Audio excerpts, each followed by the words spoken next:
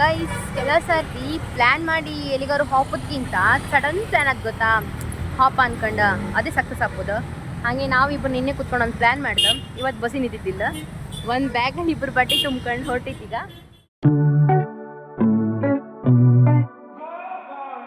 ಎಷ್ಟೋ ಸಾರ್ತಿ ಜೀವನ ನಾವು ಅನ್ಕೊಂಡಂಗೆ ನಡೆದಿಲ್ಲ. ಜೀವನದಲ್ಲಿ ಎಂಥ ಐಕನ್ ಅಳೀತೋ ಅದೇ ಆಗೋದು. ಅದೇ ಥರ ನಮ್ದು ಇವತ್ತಿನ ಪ್ಲ್ಯಾನ್. ಕೆಲವು ಸರ್ತಿ ನಾವು ಫ್ರೆಂಡ್ಸು ಎಷ್ಟೋ ದಿವಸಗಳ ಕಾಲ ಪ್ಲ್ಯಾನ್ ಮಾಡ್ರು ಅದೊಂದು ಟ್ರಿಪ್ಪ ಇಲ್ಲಿ ನಾವು ಅನ್ಕೊಳ್ಳೋದಲ್ಲಿ ನಡೆದಿಲ್ಲ. ಇವತ್ತು ನಾವೇನು ಪ್ಲ್ಯಾನ್ ಮಾಡ್ಕೊಂಡು ಹೊರಟಿದ್ದು ಇಬ್ರು, ಅದು ನಮ್ಮ ದಿಢೀರ್ ಪ್ಲ್ಯಾನ್. ಈ ಒಂದು ಪ್ಲೇಸಿಗೆ ಹೋಯ್ಕೊಂಡಲ್ಲಿ ಮನಸ್ಸು ತುಂಬಾ ಹಪಾಪಿಸ್ತಿತ್ತು. ದೇವರ ಅನುಗ್ರಹ ಇಲ್ಲದೆ ಯಾವ ಹುಲ್ ಕಡಿ ಸಮೇತ ಆಚೆ ನೀಚೆ ಹೋತಿಲ್ಲ ಅಂದೇಳಿ ಹೇಳೋ ಪ್ರಕಾರ ನಮ್ಗೆ ಅದೇ ದಿವಸ ಸ್ಯಾಲ್ರಿ ಕ್ರೆಡಿಟ್ ಆಗಿದ್ದಿತ್ತು. ಜೊತೆಗೆ 2 ದಿವಸ ಶಿಫ್ಟ್ ಆಫ್ ಸಮೇತ ಇದ್ದಿದ್ದಿತ್ತು. ಮತ್ತು ಹಿಂದೆ ಮುಂದೆ ಕಾಂಬೇಡ ಅಂದೇಳಿ ಹೇಳಿ ಮನೆಯವ್ರ ಹತ್ರ ಒಂದು ಪರ್ಮಿಷನ್ ತಗೊಂಡು ಬಸ್ ಬುಕ್ ಮಾಡೋಕ್ಕೆ ಹೊರಟಲ್ಲೂ ಅಲ್ಲೂ ಸಮೇತ ಬರೀ 2 ಸೀಟ್ ಇದ್ದಿದ್ದು. ಲಾಸ್ಟ್ 2 ಸೀಟ್ ಆದರೂ ಅಡ್ಡಿಲ್ಲ, ಈ ಆಪರ್ಚುನಿಟಿ ಮಿಸ್ ಮಾಡ್ಕೊಂಬಕಾಗಂದೇಳಿ ಹೇಳಿ ನಾವು ಹಿಂದೆ ಮುಂದೆ ಕಾಣದೆ ಒಂದು ಬ್ಯಾಗಿಗೆ ಸ್ವಲ್ಪ ಬಟ್ಟೆನ ತುಂಬ್ಕೊಂಡು ನಾವು ಬಸ್ಸಿಗೆ ಬಂದು ಕೂತಿದ್ದೀಗ. ನಾವು ಹೋಗ್ತಿಪ್ಪು ಪ್ಲೇಸ್ ಬಗ್ಗೆ ನಮಗೆ ಜಾಸ್ತಿ ಇನ್ಫಾರ್ಮೇಷನ್ ಗೊತ್ತಿರಲ್ಲ, ಅಲ್ಲಿಂದ ಪ್ಲೇಸಸ್ ಗೊತ್ತಿರಲ್ಲ, ಯಾವ ರೂಮ್ಸ್ ಗೊತ್ತಿರಲ್ಲ, ಎಂಥದ್ದು ಗೊತ್ತಿಲ್ಲ. ಬಟ್ ನಮ್ಮೇಲೆ ನಾವು ನಂಬಿಕೆ ಇಟ್ಕೊಂಡು ದೇವ್ರ ಮೇಲೆ ಒಂದು ಭಾರ ಹಾಕಿಕಿ ನಾವಿಬ್ಬರು ಬಂದು ಈ ಬಸ್ಸಲ್ಲಿ ಕೂತಿದ್ದು ಕಾಂಬ. ಈ ಒಂದು ಸಡನ್ ಟ್ರಿಪ್ಪಲ್ಲಿ ನಾವು ಎಲ್ಲಿಗೆಲ್ಲ ಹೋಯ್ತು ಎಂತೆಲ್ಲ ಆಯ್ತನಲ್ಲಿ ಹೇಳಿ ನಾವು ನಿಮ್ಗೆ ಹೇಳ್ತೋ, ನೀವು ಮಾತ್ರ ಪೂರ್ತಿ ವಿಡಿಯೋ ಮಿಸ್ ಮಾಡದೆ ಕಾಣ್ಕತ್ತು. ಅಂದಂಗೆ ನೀವು ನನ್ನ ಚಾನಲನ್ನು ಸಬ್ಸ್ಕ್ರೈಬ್ ಮಾಡ್ಕೊಳ್ಳ ಅನ್ಸುತ್ತೆ, ಅಲ್ಲೇ ಕೆಲ ಸಬ್ಸ್ಕ್ರೈಬ್ ಬಟನ್ ಇಟ್ಕೊಳ್ಳಿ. ಹಾಗೆ ಪಕ್ಕದಲ್ಲಿ ಬೆಲ್ ಐಕನ್ನು ಇತ್ತು, ಎರಡನ್ನೂ ಕ್ಲಿಕ್ ಮಾಡಿ. ಸಬ್ಸ್ಕ್ರೈಬ್ ಮಾಡ್ಕೊಂಡ್ರಿ ಅಲ್ಲ, ಸರಿ ವಿಡಿಯೋ ಈಗ ಮುಂದುವರಿಸುವ.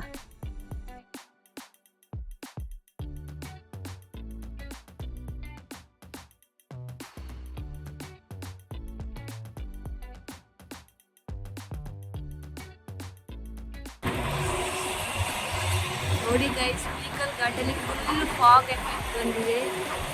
ಇವಾಗ ಒಂದು 6-7 ಆಗಿರ್ಬೋದು, ಆಲ್ರೆಡಿ ಫುಲ್ ಫಾಗ್ ಇದೆ. ನೆಕ್ಸ್ಟ್ ಟೈಮ್ ಓಣೆ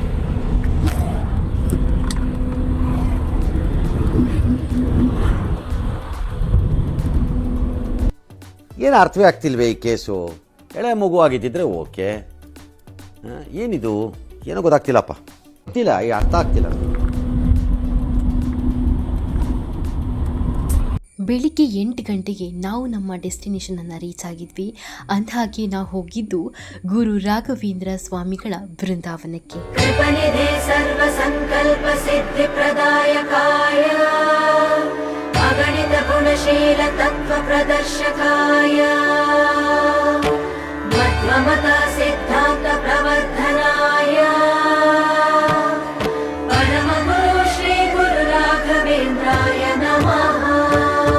ಮಂತ್ರಾಲಯ ರಾಯರ ದರ್ಶನಕ್ಕೂ ಮುಂಚೆ ಮಂಚಾಲಮ್ಮನ ದರ್ಶನ ಯಾಕೆ ಮಾಡಬೇಕು ಅಂತ ಹೇಳಿದರೆ, ಮಂತ್ರಾಲಯ ಮುಂಚೆ ಮಂಚಾಲಯ ಆಗಿತ್ತು. ಮಂಚಾಲಮ್ಮ ಈ ಗ್ರಾಮದ ಒಂದು ದೇವತೆಯಾಗಿದ್ಲು. ಪೂರ್ವ ಕಾಲದಲ್ಲಿ ಭಕ್ತ ಪ್ರಹ್ಲಾದರ ಕುಲದೇವತೆಯು ಮಂಚಾಲಮ್ಮನವರಾಗಿದ್ದರು. ರಾಯರು ಭಕ್ತ ಪ್ರಹ್ಲಾದರ ಅವತಾರರಾಗಿದ್ದಾರೆ.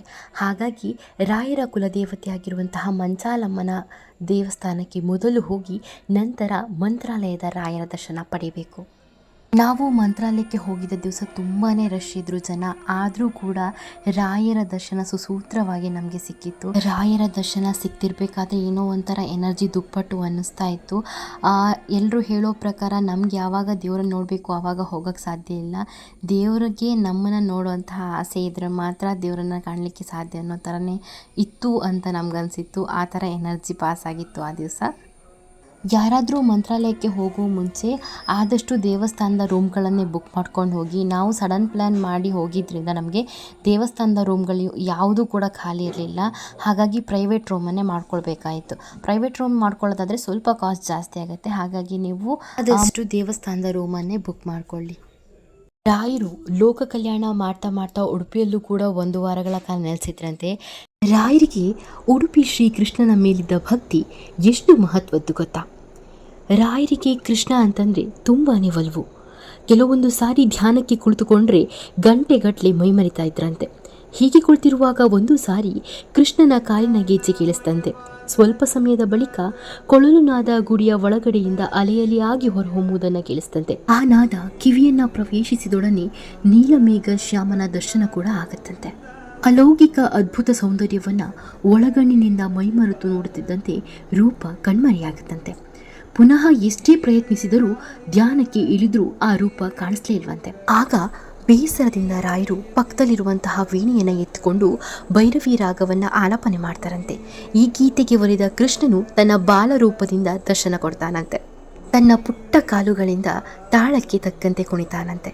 ರಾಯರು ಕೃಷ್ಣನ ನರ್ತನವನ್ನ ಮೈ ಮರೆತು ನೋಡ್ತಾ ಇದ್ರಂತೆ. ಎಷ್ಟು ಹೊತ್ತಾದರೂ ಅವರು ನಿಲ್ಲಿಸದಿದ್ದಾಗ ಶ್ರೀಕೃಷ್ಣನ ಪುಟ್ಟ ಬಾಯಿಯಿಂದ ವೀಣಾ ಇಂಚರವನ್ನ ನಾಚಿಸುವ ಧ್ವನಿಯು ಹೊರಹೊಮ್ಮುತ್ತೆ. ಅಪ್ಪ, ಬಹಳ ಹೊತ್ತು ಕುಣಿಸಿಬಿಟ್ಟೆ ನೋಡು, ಕಾಲು ನೋಯುತ್ತಿದೆ ಎಂದಾಗ ಗುರುಗಳು ನಿನ್ನ ಪುಟ್ಟ ಕಾಲುಗಳನ್ನು ಕೊಡು ಎಂದು ಆ ಪುಟ್ಟದಾಗಿ ಮೈದೋರಿದ ದೇವನ ಪಾದಗಳನ್ನು ಹಿಡಿದು ತೊಡೆಯ ಮೇಲಿಟ್ಟು ಒತ್ತಾರಂತೆ. ಆ ಪಾದ ಸ್ಪರ್ಶದಿಂದ ಗುರುಗಳು ರೋಮಾಂಚನ ಹೊಂದಿ ಪರವಶರಾದರು. ಹೀಗೆ ಎಷ್ಟೋ ಹೊತ್ತು ಸೇವೆ ಮಾಡುತ್ತಾ ಮೈ ಮರೆತು ಕುಳಿತಿದ್ದ ರಾಘವೇಂದ್ರ ಸ್ವಾಮಿಗಳ ಭಕ್ತಿಗೆ ವಶನಾದ ಕೃಷ್ಣನು, ನನ್ನ ಸಂಕಲ್ಪದಂತೆ ಅವತರಿಸಿರುವ ಯತಿರಾಜ, ನನ್ನ ಮೂರ್ತಿಯನ್ನು ತಯಾರು ಮಾಡಿಕೊ. ಯಾವಾಗಲೂ ನಿನ್ನ ಬಳಿಯಲ್ಲೇ ಇದ್ದು ನೀನು ಮಾಡುವ ಲೋಕ ಕಲ್ಯಾಣ ಕಾರ್ಯಕ್ಕೆ ನಿನಗೆ ಸಂಪೂರ್ಣ ಅನುಗ್ರಹ ಮಾಡ್ತೇನೆ. ಜಗದ ಜನತೆಯ ಕಷ್ಟಗಳನ್ನು ಕಳೆದು ಸದಾ ಒಳ್ಳೆಯದನ್ನು ಮಾಡುತ್ತಾ ಕೀರ್ತಿ ಹೊಂದು ಎಂದು ಆಜ್ಞಾಪಿಸಿ ಅದೃಶ್ಯನಾಗ್ತಾನಂತೆ.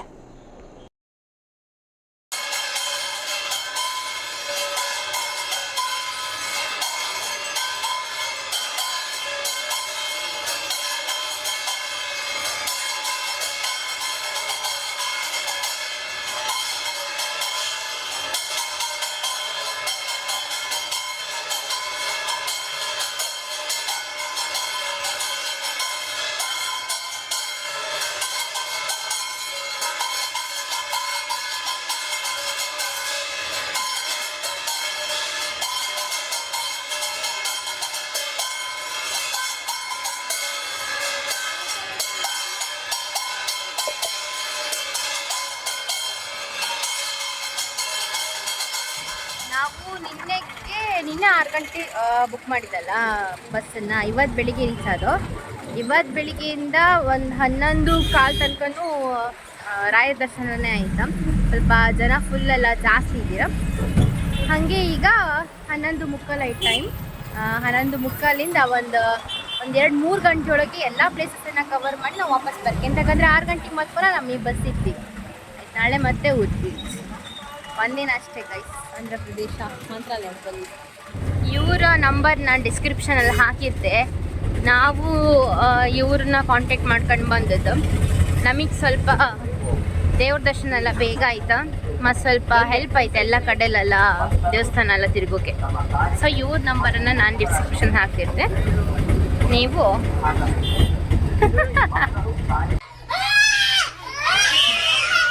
ತಗೊಂಡು ಬರ್ಬೋದು. ನೋಡಿ ಗೈಸ್, ಬರೋವಾಗ ನಾವಿಬ್ರು ಈಗ ಆಲ್ರೆಡಿ 3, 4, 5, 6, ಇಲ್ಲಿ 7, 8 ಜನ ಬಂದು.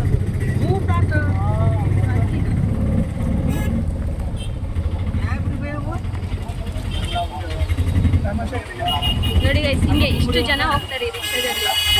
ಇಷ್ಟು ಜನ ಗೈಸ್. ರಾಯರ ಮಠದಿಂದ 30 ಕಿಲೋಮೀಟರ್ ದೂರದಲ್ಲಿ ಆಂಜನೇಯ ದೇವಸ್ಥಾನ ಇದೆ, ಪಂಚಮುಖಿ ಆಂಜನೇಯ ದೇವಸ್ಥಾನ.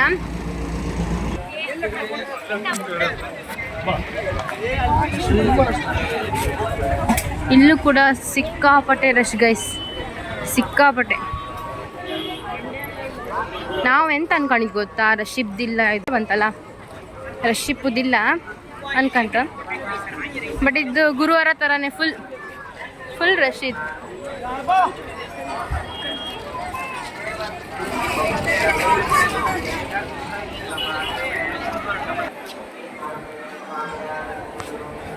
ಹೆಸರು ನೋಡಿ, ಪಂಚಮುಖ ಆಂಜನೇಯ ದೇವರು.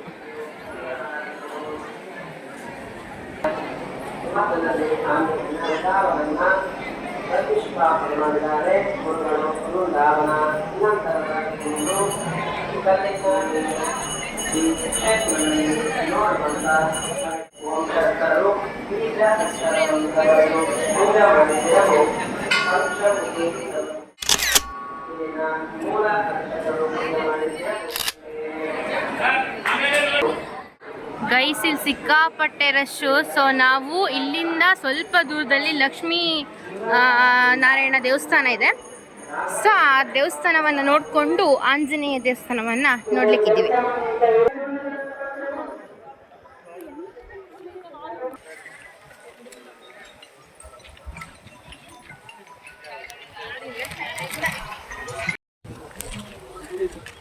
ಇದೇ ಹಾಸಿಗೆ ದಿಂಬು ಹತ್ರ ಗಿಳಿಶಾಸ್ತ್ರಕ್ಕೆ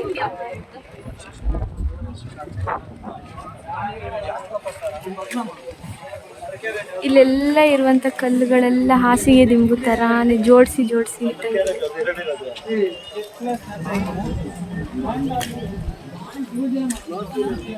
ಯಾರು ಇಟ್ಟಿದ್ದ ಅದನ್ನ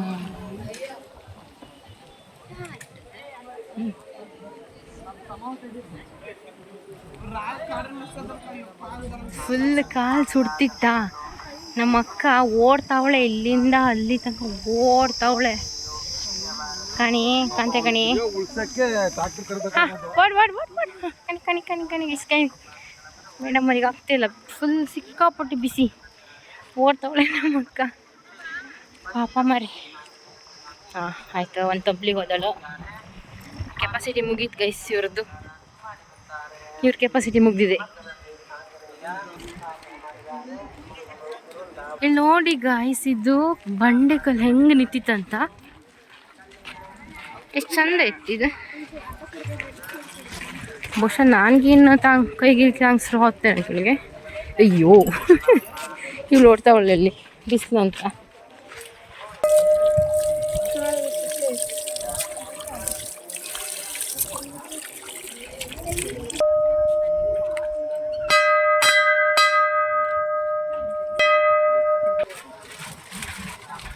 ಲಕ್ಷ್ಮೀ ನರಸಿಂಹ ಲಕ್ಷ್ಮೀನಾರಾಯಣ ಯಾವುದೋ ದೇವಸ್ಥಾನ ಇದು. ಆ ಗುರುಗಳಿಂದ ಮಂತ್ರಾಲಯಕ್ಕೆ ಹೋಗುವ ಮುಂಚೆ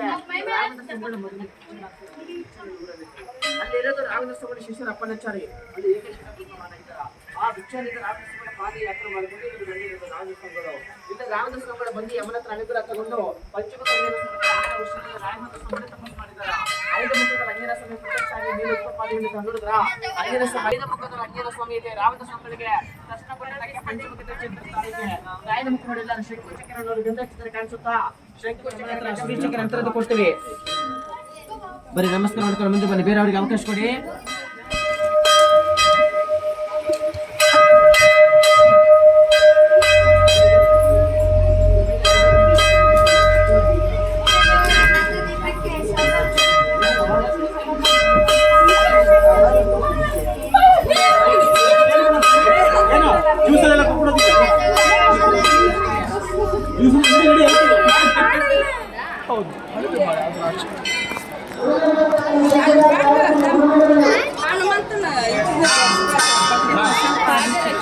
ಹನುಮಂತ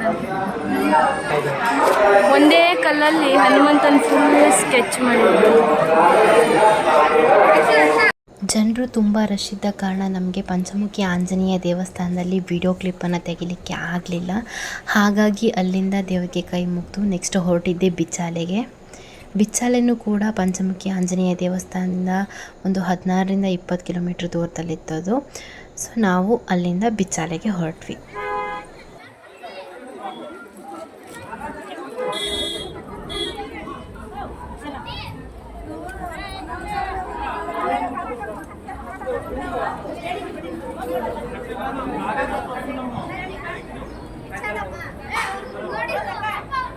ಮುಂಚೆ ಭಿಕ್ಷಾಲಯ, ಈಗ ಬಿಚ್ಚಾಲೆ ಆಗಿರುವಂತಹ ಈ ಸ್ಥಳ ತುಂಗಭದ್ರಾ ನದಿಯ ದಡದಲ್ಲಿರುವಂಥದ್ದು. ಇಲ್ಲಿ ರಾಯರು 13 ವರ್ಷಗಳ ಕಾಲ ತಪಸ್ಸನ್ನು ಮಾಡಿರ್ತಾರೆ. ಅಪ್ಪಣ್ಣಾಚಾರ್ ಅವರು ಫೇವರ್ ಆಗಿ ಪ್ರತಿನಿತ್ಯ ರಾಯರಿಗೆ ಮಾಡಿಕೊಡ್ತಾ ಇದ್ರು. ಅವರ ಯೂಸ್ ಮಾಡಿದಂತಹ ಅವರು ಕೂತು ರುಬ್ಬಿದಂತಹ ಬರಳಕಲ್ಲು ರುಬ್ಬಗುಂಡು ಸ್ಟೋನ್ ಇವಾಗೂ ಇದೆ. ಮೇಲ್ಗಡೆ ಹೋಗ್ತಾ ನೋಡ್ಕೊಂಡು ಹೋಗ್ಬೋದು. ರಾಯರು ಇಲ್ಲಿ ಇರಬೇಕಾದ್ರೆ ಅವ್ರಿಗೆ ಕನಸಲ್ಲಿ ಸ್ವಪ್ನ ಆಗತ್ತ, ನೀನು ಮಂತ್ರಾಲಯಕ್ಕೆ ಸಜೀವವಾಗಿ ಬೃಂದಾವನ ಪ್ರವೇಶ ಆಗಬೇಕು ಅಂತಂದಾಗ ಅಪ್ಪಣ್ಣಾಚಾರ್ ಅವರಿಗೆ ಮಾತನ್ನು ಹೇಳಿದ್ರೆ ಅಪ್ಪಣ್ಣಾಚಾರ್ಯ ಈ ಮಾತು ಒಪ್ಪೋದಿಲ್ಲ, ಯಾಕಂದ್ರೆ ಮಂತ್ರಾಲಯಕ್ಕೆ ಹೋಲಿಕೆ ಬಿಡಲ್ಲ ಅಂತೇಳಿ ಅಪ್ಪಣ್ಣಾಚಾರ್ಯನ ನೀನು ಮಧ್ವ ಸಂಚಾರಕ್ಕೆ ಹೋಗು ಅಂತೇಳಿ ನಮ್ಮ ಮಧ್ವ ಸಂಪ್ರದಾಯ ಬಗ್ಗೆ ಪ್ರಚಾರ ಮಾಡುವಂತ ಮಧ್ವ ಸಂಚಾರಕ್ಕೆ ಅಂತ ಕಳಿಸಿಬಿಡ್ತಾರೆ. ಅವಾಗ ರಾಯರು ಇಲ್ಲಿಂದ ಮಂತ್ರಾಲಯಕ್ಕೆ ಬೃಂದಾವನ ಪ್ರವೇಶ ಆಗ್ಲಿಕ್ಕೆ ಹೋಗ್ಬಿಡ್ತಾರೆ. ಅಪ್ಪಣ್ಣಾಚಾರ್ಯವರಿಗೆ ಅರ್ಧ ದಾರಿಗೆ ಹೋದ ತಕ್ಷಣ ಅವರಿಗೆ ಅನುಮಾನ ಬುಗುಲ್ ಸ್ಟಾರ್ಟ್ ಆಗುತ್ತೆ, ನನ್ನ ಯಾಕೆ ಕಳಿಸಿದ್ರು ಗುರುಗಳು ಈ ಟೈಮಲ್ಲಿ ಅಂತೇಳಿ ಅವರಿಗೆ ಅನುಮಾನ ಬಂದು ಮತ್ತೆ ಅವ್ರು ತಿರ್ಗಾ ವಾಪಸ್ ಬಂದ್ಬಿಡ್ತಾರೆ. ಅವ್ರು ಬಂದು ಈ ಕ್ಷೇತ್ರದಲ್ಲಿ ಎಲ್ಲ ಇಷ್ಟೇ ಫುಲ್ ಹುಡುಕಾಡ್ತಾರೆ, ಎಷ್ಟೇ ಹುಡುಕಿದ್ರು ಕೂಡ ರಾಯರು ಕಾಣಿಸ್ತಾ ಇರಲ್ಲ. ಅವರಿಗೆ ಹುಡುಕಿ ಸುಸ್ತಾಗಿ ಒಂದು ಕಡೆ ಕೂತ್ಕೊಂಡಾಗ ಅವ್ರ ಅಪ್ಪಣ್ಣಾಚಾರ್ಯವರ ಶಿಷ್ಯಂದ್ರು ಬಂದು ಹೇಳ್ತಾರೆ, ಅಪ್ಪಣ್ಣ ನೀ ಇಲ್ಲಿ ಕೂತು ಏನ್ ಮಾಡ್ತಿದ್ದೆ, ನಿಮ್ಮ ಗುರುಗಳು ರಾಘವೇಂದ್ರ ಸ್ವಾಮಿಗಳವರ ಮಂತ್ರಾಲಯಕ್ಕೆ ಬೃಂದಾವನ ಪ್ರವೇಶ ಆಗ್ಲಿಕ್ಕೆ ಹೋಗಿದ್ದಾರೆ ಅಂತ ಈ ಮಾತು ಕೇಳಿದ ತಕ್ಷಣ ಅಪ್ಪಣ್ಣಾಚಾರ್ಯವರಿಗೆ ತುಂಬಾ ದುಃಖವಾಗಿ ಅವಾಗಿಂದ ಅವಾಗೆ ಇಲ್ಲಿಂದ ಮಂತ್ರಾಲಯಕ್ಕೆ ಹೋಗ್ಬೇಕು ಅಂದ್ರೆ ಅವಾಗಿನ ಕಾಲದಲ್ಲಿ ಸಾಮಾನ್ಯ ಅಲ್ಲ, ಬಸ್ಸು ಇಲ್ಲ, ಗಾಡಿ ಇಲ್ಲ, ಆಟೋ ಇಲ್ಲ, ಶ್ರಾವಣ ಮಾಸ ಮಳೆಗಾಲ, ಅವಾಗ ಹೊಸಪೇಟೆ ಡ್ಯಾಮ್ ಎಂಬುದು ಇದ್ದೇ ಇಲ್ಲ. ಅವಾಗಿನ ಈ ತುಂಗಾಭದ್ರಾ ನದಿ ಇವಾಗ ಏನು ನೀವು ನೋಡ್ತಿದ್ರೋ ಇದಕ್ಕಿಂತ ಭಯಂಕರ ತುಂಬಿ ಹರಿತಾ ಇರ್ತದೆ. ಅವ್ರು ಏನ್ ಮಾಡ್ತಾರೆ, ಇಂಥ ಮಡೆ ವಸ್ತ್ರವನ್ನು ನದಿಯಲ್ಲಿ ಹಾಕಿ ರಾಘವೇಂದ್ರ ಸ್ವಾಮಿಗಳವರನ್ನ ಪ್ರಾರ್ಥನೆ ಮಾಡಿಕೊಂಡು ಅವಾಗಿಂದ ಅವಾಗೆ ಪೆನ್ ಇಲ್ಲದೆ, ಪೇಪರ್ ಇಲ್ಲದೆ, ಏನೂ ಪ್ರಾಕ್ಟೀಸ್ ಇಲ್ಲದೆ ಆ ದುಃಖದಲ್ಲಿ ಕಣ್ಣೀರು ಹಾಕ್ತಾ ರಾಘವೇಂದ್ರ ಸ್ವಾಮಿಗಳವರ ಹೆಸರ ಮೇಲೆ ಮಂತ್ರ ಹೇಳಲಿಕ್ಕೆ ಸ್ಟಾರ್ಟ್ ಮಾಡ್ತಾರೆ. ಅವಾಗಿಂದ ಅವಾಗೆ ಪೂಜ್ಯಾಯ ರಾಘವೇಂದ್ರಾಯ ಸತ್ಯ ಧರ್ಮರತಾಯ ಚ ಶ್ರೀಪೂರ್ಣ ಬೋಧ ಗುರುತೀರ್ಥ ಪಯೋಧಿಪರ ಅಂತ ಮಂತ್ರ ಕೇಳಿದ್ರೆ ನೋಡಿ ನೀವೆಲ್ಲ. ಆ ಮಂತ್ರ ಅವಾಗಿಂದ ಅವಾಗೆ ಆ ದುಃಖದಲ್ಲಿ ಹೇಳ್ಕೊಂಡು ನದಿಯಲ್ಲಿ ಕಾಲಿಡ್ತಾರೆ. ಆ ನದಿಯಲ್ಲಿ ಕಾಲಿಟ್ಟ ತಕ್ಷಣ ಎಂತ ಈ ತುಂಗಾಭದ್ರಾ ನದಿನೇ ಆ ಮಂತ್ರ ಪವರ್ ಇಂದ ಈ ತುಂಗಾಭದ್ರಾ ನದಿನೇ ದಾರಿ ಕೊಟ್ಟು ಬಿಡುತ್ತೆ ಅಪ್ಪಣ್ಣಾಚಾರ್ಯಗೆ. ರಾಯರಿಗೋಸ್ಕರ ಅಪ್ಪಣ್ಣಾಚಾರ್ಯ ಅವರು ಬಿಚ್ಚಾಲಿ ಇಂಥ ಮಂತ್ರಾಲಯ ತನಕ ಇದೇ ನದಿಯಲ್ಲಿ ನಡ್ಕೊಂಡು ಹೋಗಿದಂತಹ ಮಹಾನುಭಾವರು ಅಪ್ಪಣ್ಣಾಚಾರ್ಯರು. ಅವರು ಇಲ್ಲಿಂದ ಮಂತ್ರಾಲಯಕ್ಕೆ ಹೋದ ತಕ್ಷಣ ರಾಘವೇಂದ್ರ ಸ್ವಾಮಿಗಳವರ ಬೃಂದಾವನ ಕಂಪ್ಲೀಟ್ ಆಗಿ ಮುಗಿದೋಗ್ಬಿಟ್ಟಿರ್ತದೆ. ಅಪ್ಪಣ್ಣಾಚಾರ್ಯ ಅವರ ಬೃಂದಾವನ ನೋಡಿದ ತಕ್ಷಣ ಅವ್ರ ಬಾಯಲ್ಲಿ ಹೇಳೋ ಮಂತ್ರ ನಿಲ್ಲಿಸಿಬಿಟ್ಟು ಜೋರು ಅಳ್ತಾ ಮೂರ್ಛದಿಂದ ತಲೆ ತೆರಿಗೆ ಬೃಂದಾವನ ಮುಂದ್ಗಡೆ ಬಿದ್ದು ಬಿಡ್ತಾರೆ ಅಪ್ಪಣ್ಣಾಚಾರ್ಯವರು. ಅವರ ಬಿದ್ದ ತಕ್ಷಣನೇ ಒಂದು ವಾಯ್ಸ್ ಬರುತ್ತೆ, ಸಾಕ್ಷಿ ಅಯಾಸ್ತೋತ್ರೈ ಅಂತ ಬೃಂದಾವನ ಒಳಗಿಂದ ಒಂದು ವಾಯ್ಸ್ ಕೇಳಿಸುತ್ತೆ ಅಪ್ಪಣ್ಣಾಚಾರ್ಯ. ಸ್ವತಃ ರಾಘವೇಂದ್ರ ಸ್ವಾಮಿಗಳವರೇ ಈ ಮಂತ್ರವನ್ನು ಹೇಳ್ತಾರೆ. ಅಪ್ಪಣ್ಣಾಚಾರ್ಯವರು ಇಲ್ಲಿ ಏನು ಆರಂಭ ಮಾಡಿದ್ರು ಆ ಮಂತ್ರವನ್ನು ಇಲ್ಲಿಂದ ಮಂತ್ರಾಲಯಕ್ಕೆ ಹೋಗೋ ತನಕ ಮಂತ್ರ ಎಳ್ಕಂತಾನೆ ಹೋಗ್ತಾ ಇರ್ತದೆ. ಅವರು ಬೃಂದಾವನ ನೋಡಿದ ತಕ್ಷಣ ಇನ್ನೊಂದು ಕೊನೆಯ ಶ್ಲೋಕ ಹೇಳೋದಿರುತ್ತೆ ಅಪ್ಪಣ್ಣಾಚಾರ್ಯವರು. ಅವ್ರ ಕೈಯಲ್ಲಿ ಮಂತ್ರ ಹೇಳಲಿಕ್ಕೆ ಆಗ್ತಾ ಇರಲ್ಲ, ಅವರು ಬಿದ್ದು ಬಿಡ್ತಾರೆ. ಆ ಮಂತ್ರವನ್ನು ಸ್ವತಃ ರಾಘವೇಂದ್ರ ಸ್ವಾಮಿಗಳವರು ಬೃಂದಾವನ ಒಳಗಿಂದ ಹೇಳ್ತಾರೆ, ಸಾಕ್ಷಿ ಅಯಾಸ್ತೋತ್ರಿ ಅಂತ ಹೇಳ್ತಾರೆ.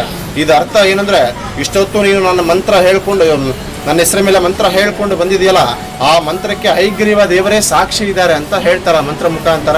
ಆಮೇಲೆ ಅಪ್ಪಣ್ಣಾಚಾರ್ಯವರು ಇಲ್ಲಿ ಬಂದ್ಬಿಡ್ತಾರೆ. ಈ ಕ್ಷೇತ್ರದಲ್ಲಿ ಅವ್ರು ಒಬ್ಬರೇ ಆಗ್ಬಿಡ್ತಾರೆ. ಅವ್ರು ಏನ್ ಮಾಡ್ತಾರೆ, ಪ್ರತಿನಿತ್ಯ ಬಿಚ್ಚಾಲಿ ಇಂಥ ಮಂತ್ರಾಲಯಕ್ಕೆ ರಾಘವೇಂದ್ರ ಸ್ವಾಮಿಗಳವರ ಬೃಂದಾವನ ದರ್ಶನಕ್ಕೋಸ್ಕರ ನಾವು ನಡ್ಕೊಂತ ಹೋಗ್ತಾ ಇರ್ತಾರೆ. ಒಂದು ದಿವಸ ಅಪ್ಪಣ್ಣಾಚಾರ್ಯವರು ಬೃಂದಾವನ ಮುಂದ್ಗಡೆ ನಿಂತ್ಕೊಂಡಾಗ ರಾಯರು ಹೇಳ್ತಾರೆ, ಅಪ್ಪಣ್ಣ ನೀನು ಪ್ರತಿನಿತ್ಯ ನನ್ನ ದರ್ಶನಕ್ಕೋಸ್ಕರ ಅಷ್ಟು ದೂರ ಇಂತ ನಡ್ಕೊಂತ ಬರುವಂತ ಅವಶ್ಯಕತೆ ನಿಂಗಿಲ್ಲ. ನಾ 13 ವರ್ಷ ನಿಮ್ಮ ಕ್ಷೇತ್ರದಲ್ಲಿ ಅಂದ್ರೆ ಬಿಚ್ಚಾಲಿಯಲ್ಲಿ ನಾ ಇರಬೇಕಾದ್ರೆ ನಾನಲ್ಲಿ ಜಪ ತಪ ಅನುಷ್ಠಾನ ಮಾಡಿದ್ದೀನಲ್ಲ, ಆ ಸ್ಥಳದಲ್ಲಿ ನೀನು ಏಕಶಿಲಾ ಅಂದ್ರೆ ಒಂದೇ ಕಲ್ಲಿಂದ ನೀ ಬೃಂದಾವನ ಪ್ರತಿಷ್ಠಾಪನೆ ಮಾಡು, ನೀನು ಬರಬೇಡ, ನಾನೇ ಬಂದು ನಿಮ್ಮ ಕ್ಷೇತ್ರಕ್ಕೆ ದರ್ಶನ ಕೊಡ್ತೀನಿ ಅಂತಂದಾಗ ಅಪ್ಪಣ್ಣಾಚಾರ್ಯ ಅವರು ಇಲ್ಲಿ ಬಂದು ಏಕಶಿಲಾ ಬೃಂದಾವನ ಅಂದ್ರೆ ಜಗತ್ ಪ್ರಸಿದ್ಧಿ ಬೃಂದಾವನ ಅಂತ ಕರೀತಾರೆ. ಏಕಶಿಲಾ ಬೃಂದಾವನ ಅಂದ್ರೆ ಅಪ್ಪಣ್ಣಾಚಾರ್ಯ ಅವರು ಬಂದು ಆ ರಾಯರ ತಪಸ್ಸು ಮಾಡಿದಂತಹ ಸ್ಥಳದಲ್ಲಿ ಏಕಶಿಲಾ ಒಂದೇ ಶಿಲದಿಂದ ಬೃಂದಾವನ ಪ್ರತಿಷ್ಠಾಪನೆ ಮಾಡ್ತಾರೆ. ಅವರ ಬೃಂದಾವನ ಪ್ರತಿಷ್ಠಾಪನೆ ಮಾಡಿದ ತಕ್ಷಣ ರಾಘವೇಂದ್ರ ಸ್ವಾಮಿಗಳವರ ಅಪ್ಪಣ್ಣಾಚಾರ್ಯ ಅವರಿಗೆ ಜ್ಯೋತಿ ರೂಪದಿಂದ ಇಲ್ಲಿ ದರ್ಶನ ಕೊಟ್ಟಿದಂತಹ ಬೃಂದಾವನ ಇದು. ಬಿಚ್ಚಾಲೆ ನೋಡಿಕೊಂಡು ನಾವು ಹೊಟ್ಟೆ ತುಂಬ ಊಟ ಮಾಡಿಕೊಂಡು ಇವಾಗ ರಾಯರು ಮುಂಚೆ ಇದ್ದಂತಹ ಮನೆಗೆ ಹೋಗ್ತಾ ಇದ್ವಿ.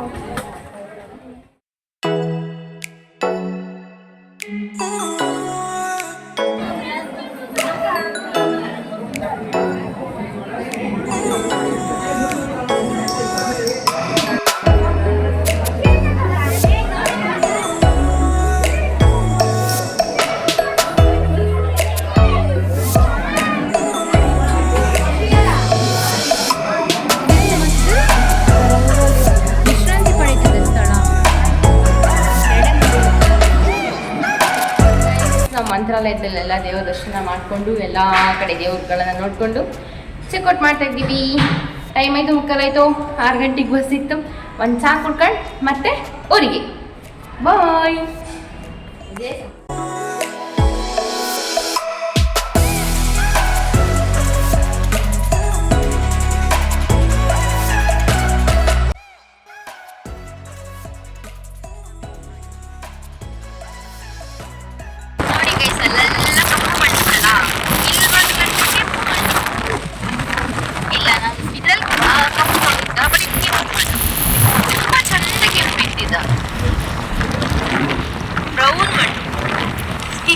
ಪುಡಿ ಕಲರ್ ಮಣ್ಣು.